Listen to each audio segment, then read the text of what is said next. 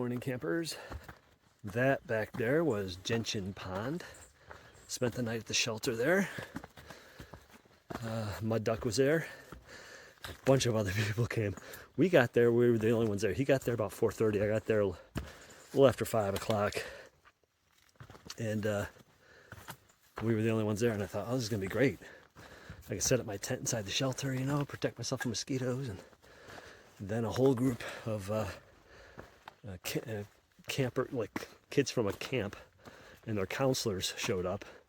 So it's 6 kids, I think, and 3 counselors, I believe, something like that. And then these 4 guys showed up who were section hiking. And then a couple other people showed up. I was just like, people kept showing up. I was like, oh my gosh. So there were only 4 of us in the shelter, I believe. I kind of went to sleep early. There were two of us in the loft, me and Mud Duck, and then 2 of the section hikers down below.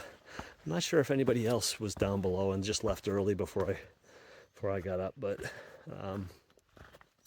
in any event, it was a good night. It finally cooled off. I had to put on my quilt, but when I started, I just was laying there on top of the bed, no cover, because it was kind of warm.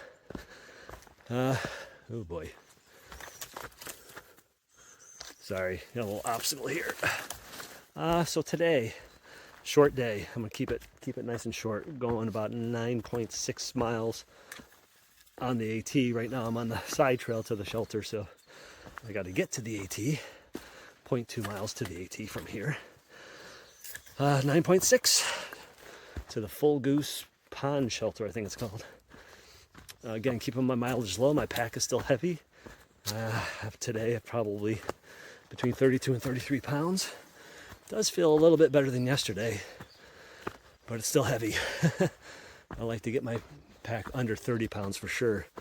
And when it's down below 25 pounds, it's way more comfortable. There's like that magic tipping point where just a pound or 2 makes a huge difference in the way the pack feels and the way it carries. There's another glimpse of Gentian Pond there through the trees. It's a beautiful little pond. It has a little beaver dam out there. Maybe you can see the beaver dam through the trees. I don't know if you see that right there. See that light spot right there? That's a beaver dam. Little beaver house. Yesterday's video was kind of sparse. That was much tougher than I thought. First of all, it was warm out, no breeze. It was just kind of hot, and I was just sweating the whole time. I was just drenched in sweat. And the trail was more rugged than I was expecting. Whoops. There were some steep sections, but it was just so rocky and rooty and just, you know, a big mess. And it was overgrown, like to the point where you couldn't see the trail. I had to keep looking down at my feet to see if I was still on the trail. And I'm pushing through branches, and I felt like I was walking through a Christmas tree farm where all the trees are right up against each other. That's pretty rough. Okay, so there's the sign. I'm going this way, I think. Yeah, I'm going past the Carlo Call campsite. That's 5.4 miles. And then the next site is a little over 4, like 4.2 past that. So a total of 9.6 today, now that I'm on the AT officially. But I don't know if you can see this. I mean, now let me, you can see the trail, the rocks and the roots. And you can see ahead of me, rocks and roots. It's just very uneven and hard. Like, you gotta kind of step around all these obstacles, just slow going. And like I said, it was tough. I had a heavy pack. It was warm. It was 12 miles, and I was just exhausted. I don't know if I didn't get a good night's sleep or what, but yesterday wasn't a good day. I just didn't feel good. I just didn't feel like, strong hiking wise. Hopefully today will be better. It's supposed to rain this afternoon, so I want to get to the campsite as soon as I can. So I'll get a move on and I'll check back in later. Okay, so I'm done with the first climb of the day. And the air is very stagnant, or what my mother-in-law used to call close. It's just very still. It's a little bit humid. It's not moving. Just feel like it's like closing in on you. It's just, ugh. It's gross. So I'm kind of going slow on the uphills, trying not to get too sweaty.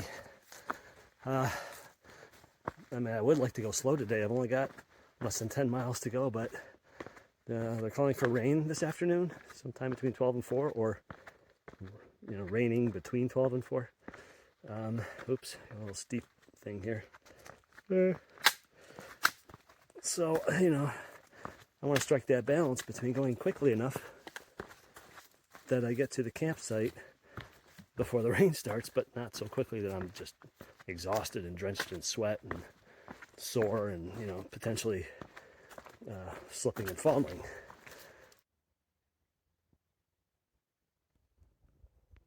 So I stopped to filter some water, as you can see.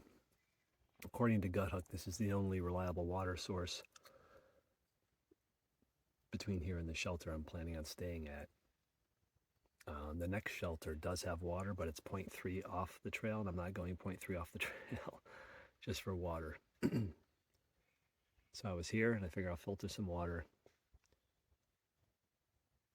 I wish I had filtered it before. Save some time.